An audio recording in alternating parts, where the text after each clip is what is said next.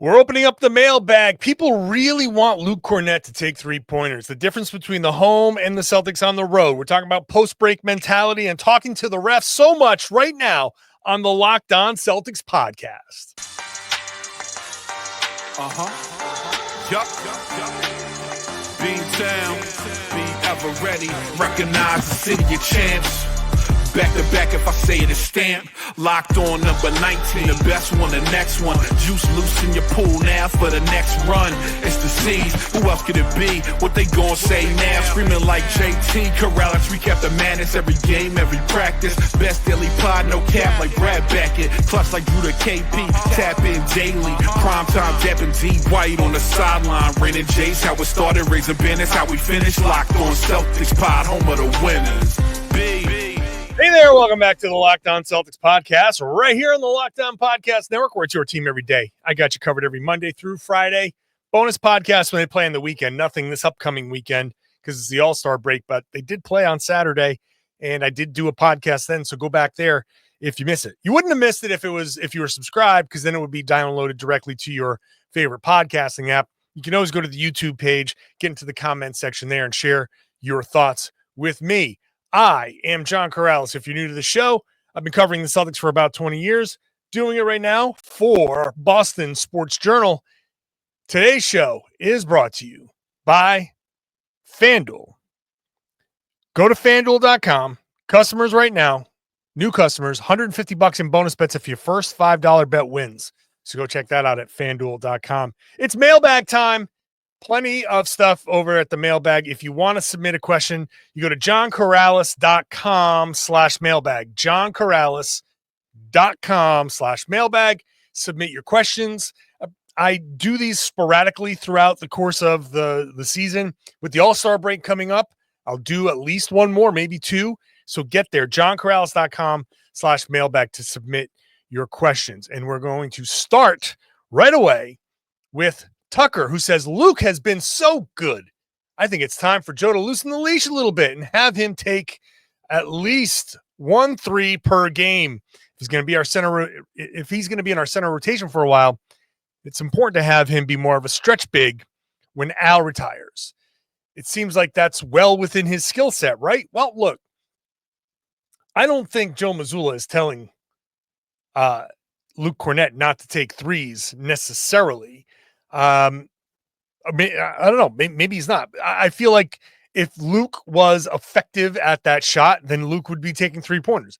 When would Joe Mazzulla ever tell a player who can hit 3-pointers to not take them?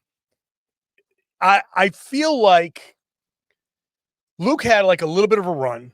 He was never like just knocked down, but I think because he first came into the league and he started shooting 3-pointers, and this is like a real lesson in human psychology. When you see somebody do something the first, like that, if that whatever their first thing is, that's what you always picture them doing. It's hard for people to change their opinions like that first impression. And Luke was taking 4 3-pointers a game in his first 2 seasons with the Knicks, shooting 35, 36%. And then after that, it really kind of tumbled. Now, he only played, what was it, 66 games total in 2 seasons for the Knicks. So it's not that he wasn't, capable. And look, if you're going to be taking long jumpers and you're going to be around the 3-point line, then go ahead and step back behind the 3-point line. It doesn't matter if you're shooting 35%. Try to get that extra point while you can. But Luke's not taking jumpers at all. Like, that's not his game. Luke is a pick setter, a roller, a rim protector, a passer in the short roll.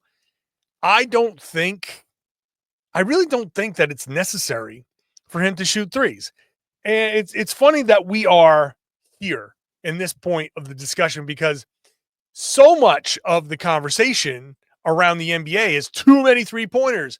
So much of the criticism of Boston is too many 3-pointers. And Tucker, I'm not saying this about you. I'm just saying this in general now, because you're not the only one who says Luke should take threes. I get that question a bunch. I hear it. I see it everywhere on social media. Every once in a while, there'll be a Luke should take more threes. Luke should be taking threes. And, he'll take them in a warm-up. He'll take them in shoot-arounds or something like that. He's clearly not comfortable taking that shot. He took them in Chicago, and he shot 29%. After that initial, we'll call it success in New York, he never really got up above 20, 28%, 29%, except for the season, was it 2 seasons ago when he hit the 1 3-pointer that he took. He took 13 of them his first full season with the Celtics. 13 3-pointers, hit 3. So I think he was kind of done with it at that point. Again, I'm not trying. I'm the advocate for 3-pointers, and it's kind of wild that I've become the advocate for 3-pointers because I've historically been like more of an old school kind of guy. Like I do like more old school basketball, but I also like this current style of basketball, and this is what works. This is what modern offenses are like. So I'm not gonna fight what a modern offense has become, but Luke's effectiveness has been doing a very specific thing. After Al retires, we'll see where the Celtics go. I don't know what's going to happen after Al retires. And honestly, I don't know what's going to happen after this year. Even if Al comes back, we're getting into the tail end of Al Horford's prolonged effectiveness. Like the regular season, I don't know how much regular season he's going to be able to do anymore. Like Al might be great in the playoffs, and there might have to be a bunch of DNPs for Al moving forward. Not this year, but like next year later, because if he's, and that's if he decides to keep playing. So something's going to happen. The Celtics are going to have to adjust. They're going to have to figure out a different style, maybe. And if Luke can find a way to be a 38% 3-point shooter, then great. But if not, then not. And I don't want to force it. I don't want him to become something he's not comfortable with, because I think he's okay. He's good. He's good at what he's doing. I want him to just keep doing what he's doing. Be a star in your role. So I'm gonna leave Luke alone. We got a question about home games versus road games, and like kind of almost tanking to to play more road games. Jaylen Brown. We got questions about mentality out of the All-Star break. We're going to talk about all of that stuff coming up. When I found out Skims was making underwear for men, I was intrigued. I've heard a lot about their quality from my wife, especially. And so I had to give it a try. And they do actually live up to the hype. I've always had issues with the fit and comfort of underwear. It's always a little tough for a guy of my significant stature to find a pair that fits right. And Skims has changed that. Their men's line offers something for everybody. Boxer briefs, classic briefs, all designed with the perfect balance of comfort and style. When I wear them to the gym, I know they're going to stay where they're supposed to go. They're comfortable, they're breathable, so I can go and work out in comfort and confidence. So they're really good. Shop Skims Men's at skims.com and Skims stores. Let them know we sent you. After you place an order, select podcast in the survey and select our show here in the drop-down menu that follows. If you are looking for the perfect gift for your Valentine or for yourself, Skims just launched their best Valentine's shop ever, available in sizes for women, men, kids, and even pets.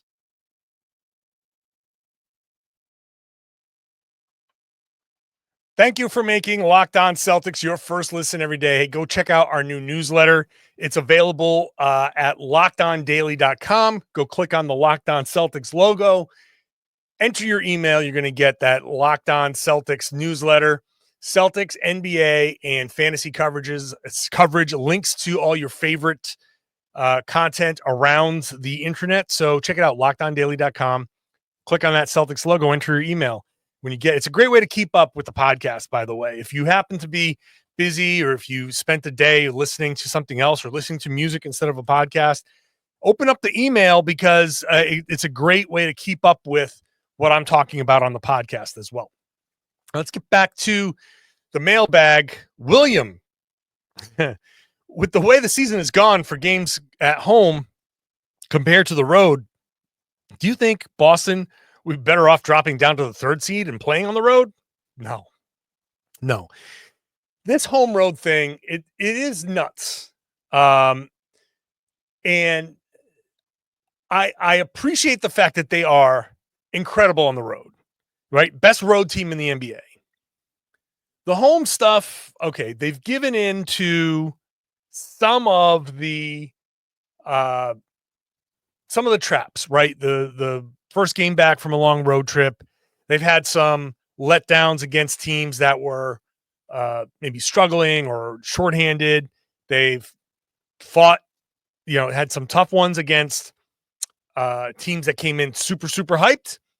And I am like, it's upsetting. It is upsetting that they lose so much at home because these are the fans that pay, money, like big money to go to these games. And I don't discount that at all. I think the Celtics need to think about that stuff a little bit more when it comes to these performances. Like you do have to take into account all the people who are paying money to watch you and pay your salary. So it is upsetting. At the same time, I don't think there's anything to the home road thing. I don't think there's anything to them relaxing at home in the regular season. It is more, I think, I think they just feel more comfortable, and I think they are banking on maybe the crowd carrying them through, or banking on kind of like coasting and picking it up at the end. I don't think there's anything systemically wrong at home, right? And this is the whole thing. If I thought there was a reason other than their coasting for them to like not be good at home, then I would agree. But also, if that was the case, I don't think they'd be good on the road. So the home road stuff is annoying as all hell. It is, it is a little disrespectful for sure. It is something that I think they should fix. However, it's not a problem in terms of, does it impact their chances of winning a championship? It does not. Is there a fear that, maybe teams can feel like, hey, look at how vulnerable the Celtics are at home. We don't fear going into that building. Well, the Celtics can fix that pretty quickly, especially in the second or the third of the season. I want to say second half, but I got to get into the habit of calling the post All-Star break the third, because the Celtics have played two-thirds of their schedule when the All-Star break hits. So the third of their season I'd like to see them win most or all of their home games, and they got some tough ones coming up. But I'd like to see them shut this down. I'd like to see them send the message back out. It's like that. What is it from The Wire? Put the call out, let them know that we're back. We're back up. Like something like that's where I think the Celtics in the third of their season should kind of lay that down. And I think by the time the playoffs come around, not really a problem. Andrew asks, in the wake of the Cleveland game, is it a good time to revisit the tradition of Jaylen being the first quarter scorer? I've talked about that a bit on the podcast before, but I do think Jaylen, this is a great way to keep Jaylen kind of like motivated, focused, because if Tatum is the de facto closer, then Jaylen needs to be the tone setter. Jaylen needs a thing. Jaylen needs to have a thing where he can be like, look, I get it. Jayson is this. Jayson can do whatever. And we're playing off of how teams defend him down the stretch. So I'll do what I can, but I get it. So I will do the tone setting thing. I will set that first, second quarter, come in, do what I do. Like that needs to be, I think, Jaylen's thing. And it doesn't always have to be Jaylen. We've seen Porzingis do it. We've seen, and sometimes it'll be Tatum. Sometimes it'll be Derek White. It'll be different people. Whatever the game kind of demands is what it should be. But at the same time, I like the idea of Jaylen being the guy to have that, come out 10 points in the first quarter, 12 points, 14 points, and do most of his damage. Average 28, score 14 in the first quarter, and then 10 the rest of the way. That, I think, is where he can hang his hat and feel good about, hey, I've given you guys the lead, right? Now go out there and let's all close the door. But I have given you the lead. It's not as easy as just like going out there and playing basketball sometimes. It's a simple game, but there are egos involved, and there's perception involved, and there's, narratives that are written, and players are sensitive to that stuff. Players are aware of how they are perceived. Players know what people are saying about them. They hear about it. They see it on social media. So if Jaylen can have that narrative, the tone setter, you know what I mean? The jab before the left hook, or the left hook before the uppercut. So whatever it is, like that's what if he can be that and feel good being that, and Jayson can be the other thing, like they fire and ice, one's this, one's that, and they work well together, then you kind of have to, there is a massaging of egos that has to happen. This is the tough part about coaching in the NBA, which is why I would never want to be an NBA coach. It's so many just tremendous egos that need to be massaged. And I don't know if I'd be good at that. It's tough. So Jaylen as that tone setter, I love it. He should be that. All right. What's the Celtics mentality out of the All-Star break? I'll answer that question. Talking to the refs, how to do that, the plus-minus stat. That's all how we're going to wrap up the show in just a minute. Today's show is brought to you by FanDuel. Congratulations to the Eagles for winning the Super Bowl. Now it's all about the NBA, and there's no place that's better to get in on the action than FanDuel, America's #1 sportsbook. You can get live bets throughout the games. So even if you miss the opening tip-off, or you want to bet on a fourth quarter comeback, you can stay in the action on FanDuel. So if you're looking for a bigger payout, you can even combine your bets and into a same-game parlay. So check it out there. Make sure you're using the tools that they have available. Set your limit, set your budget. You know what you can afford to spend. You know what you can afford to lose, just in case something crazy happens. Somebody hits a crazy shot and throws your whole parlay into a mess. Set your limit so you can make sure that it's okay. You'll get them next time. Right now, FanDuel customers can get $150 in bonus bets if your first $5 bet wins. Just visit FanDuel.com to join today. That's FanDuel.com for your shot at $150 in bonus bets. Make every moment more with FanDuel, official sports betting partner of the NBA. Thank you for making Locked On Celtics your first listen every day. Go check out Locked On NBA, Locked On NBA Game Night. We're here all week, all day, every day, Monday through Friday. No, Monday through Monday, 7 days a week, covering every game in the NBA. So go check that out. I got the Friday show with Jake Madison of Locked On Pelicans. So would love to see you there with me on Fridays. Shout out to Hubie Brown, by the way, who just called his last game. That dude has been part of the NBA for, she feels like almost as long as the NBA has existed. It's always sad to see a legend leave, and just want to throw my voice in there amongst all the people who, just respect to the legend for doing it for as long as you did. You got to be smart and good to be around the league for this long, coaching, talking about all that stuff. Yeah, amazing.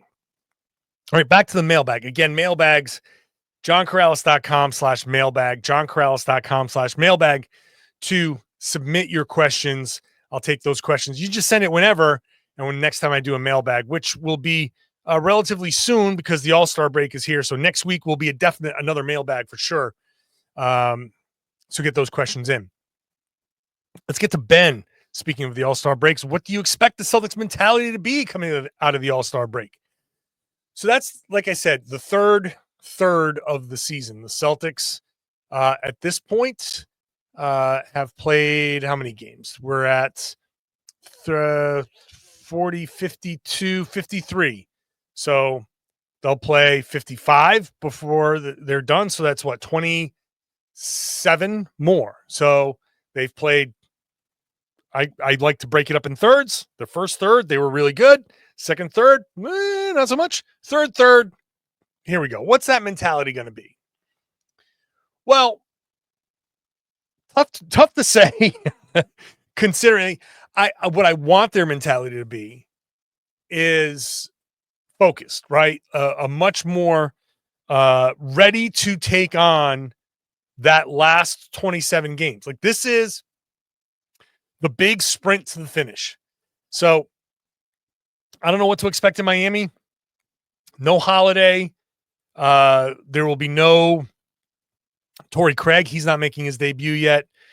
Jaylen and Jayson are both questionable for that trip in Miami. So I don't know what's going to happen there. They come back to play the Spurs. I don't know what's going to happen there. And then they come back for, a tough stretch of games. They start out right away with Philly and then 3 games in 4 nights. And then a big homestand starting on the last day of February, the 28th. They play that Friday.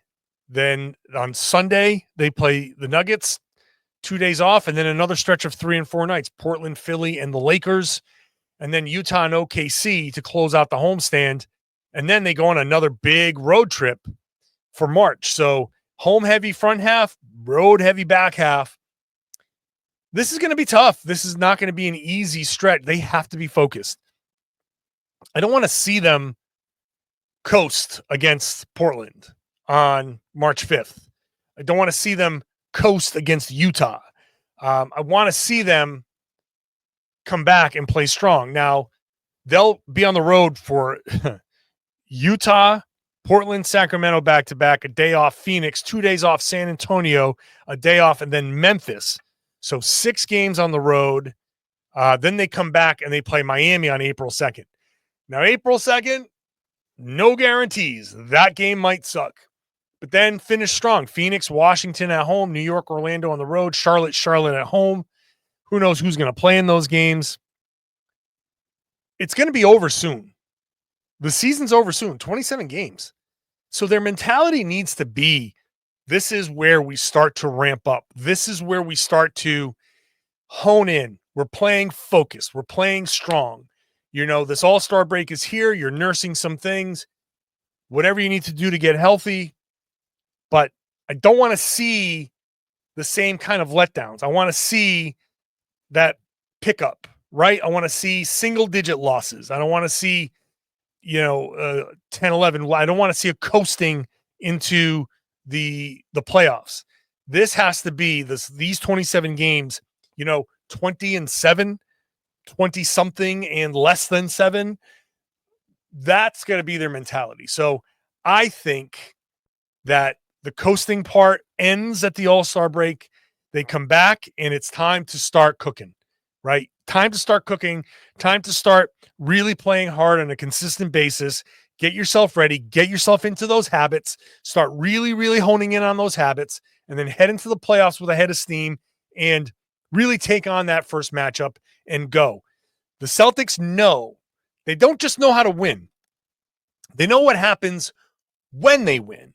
And remember last playoff run, they had these 5 days off in between series, 6 days off in between series. That's a great way to get yourself kind of that rest, that relaxation, get your legs back under you. So go out there, play this third hard, and then go into the playoffs, really finish off that first series in 4 or 5 games. Hopefully you get a nice long rest after that, and then keep repeating that so you stay fresh throughout the process. If you can. Playoffs are going to be hard, but if you can. So that's the mentality they should have. Nick says, as a past player and ref, I know at times you've mentioned you get frustrated with players arguing with refs. Certainly don't condone the players, the way they speak to refs, but there's a way to communicate as long as it's done the right time, place, and so on. Refs are human, so it may not change the particular call they're discussing. There's no doubt the conversation can affect the next time there's a 50-50 call. Therefore, in your opinion, what is the balance in having these conversations with refs to influence the next 50-50 call? So I hate with a passion a player hanging back, yelling at the ref, not getting back into the play, and costing his team. Because I, as the teammate, I'm running back, covering for you. And I don't want to cover for you. Come back. We're a team. Come back and defend. Let's get the stop. And the next time the play stops, you're going to have, then you talk to the ref. I talked to refs when I played. I just didn't yell at them when there wasn't a call. You know, if I said something, I said it on my way back, but I always got back. I never laid back and like, yo, like, no. Then afterwards, you have a conversation with them. The next stoppage, you go to them and be like, where was the call on that? Why didn't you call that? And they'll tell you what they see. This is the thing. Like, you can always go to a ref when you're calm and say, I got crushed. Like Al Horford, when there was a timeout to challenge a non-foul call in New York. I mean, he was animated, he was heated, but the ball had gone out of bounds, and then he got up into the ref's face. And he doesn't have a reputation of getting into the refs, so they let him go, but he tracked the ref down and let him know going into the timeout. Save it for the dead ball. Save it for the next chance you got. Don't hang back. Like, talk to the ref. Go to the ref and be like, what did you see? What did you see on that play? Because I got hacked. I got hit on the arm. I got hit in the face. Why didn't you see that? And then they'll say it. And you can tell the ref, like, I tell you what, go check that play out at halftime, then come back and talk to me in the second half and tell me what you saw. And at that point, if the ref knows that he made a mistake, then you can have that conversation. And the ref will not, like, hey, the next 50-50 call might go your way because the ref's like, all right, I owe him one.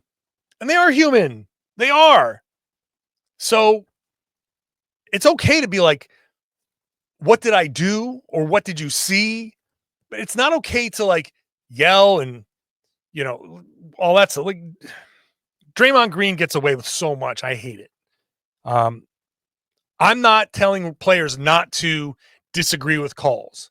I'm just saying, don't hurt your team by not getting back. Find the next dead ball, find that opportunity, and then go have a conversation with that ref. You can do that. When the other team's shooting a free, Derek White does it all the time. Have a conversation while the other team's shooting a free throw. You go to that ref and you can have a conversation there, and that's it. Finally, Ira says, what's your take on plus minus in basketball? And he, gives examples of guys who've had good games, but were huge minuses on the court, and guys who had not so great games had positive plus minus. Single game plus minus is problematic for sure. Like it's, and I will cite it from time to time. The smaller the window when it comes to plus minus, and I don't want to sound like arrogant when I say this, the smaller the sample with plus minus, you really have to know what you're looking at to understand, is it good or is it bad? Like, a guy can be on the floor playing great, but not be the best player, or even he could be the best player. And somebody on the other team could be playing even better. The other team could be just super hot. A teammate could turn it over 4 times, and you get dinged for the minuses on that. So you could be on the floor playing great, but because somebody else had a couple of turnovers in a row and somebody in the other team got hot that had nothing to do with you, your plus 10 goes down to a plus 2. So when I cite the plus minuses on individual games, it's because that particular day it is indicative of, I know Luke Kornet played great. He was a plus whatever. I'm going to mention the plus minus. I don't mention the plus minus necessarily. Maybe sometimes I do, and I'll say it's weird, but plus minus is, I'll mention the plus minus when it's negative with some context, but I usually don't mention the minus plus minus. Plus minus is something that's better over a long term. The bigger the sample size, the more accurate the story the plus minus tells. So full season plus minus to this point is a decent stat to look at, because if somebody is on the floor through 50 plus games and is a general positive in the plus minus, that tells you that you can't have a person on the floor for 50 games and be a negative and just be dragged along with everybody else. That person has to be contributing, because if he's not, then the other team is targeting him. So plus minus is a much better stat, big, huge sample size. Single game plus minus is super, super problematic. If you're just looking at the box score and just looking at the plus minus for that game and saying like, well, Tatum had 30, but he was a -5. He sucked. Not always.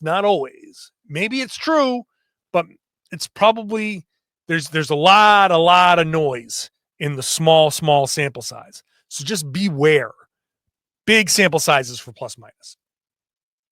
Thank you, everybody, for submitting your questions. Again, johnkaralis.com/mailbag to submit your questions. Send them in, and when I do the next mailbag, which will probably be post All-Star, either that Sunday or Monday, I will get to as many of them as I can. So johnkaralis.com/mailbag. I do appreciate you all listening, subscribing. This way it gets the podcast goes directly to your favorite podcasting app. I would love it if you're on the YouTube page. Get into the comment section, share your thoughts with me and your fellow Celtics fans there. Really helps me out there if you are leaving me a comment as well for the feed the algorithm, let's say. But also, I would love it if you share the podcast. Tell everybody they should be listening to and watching the Locked On Celtics podcast here on the Locked On Podcast Network. It's your team every day.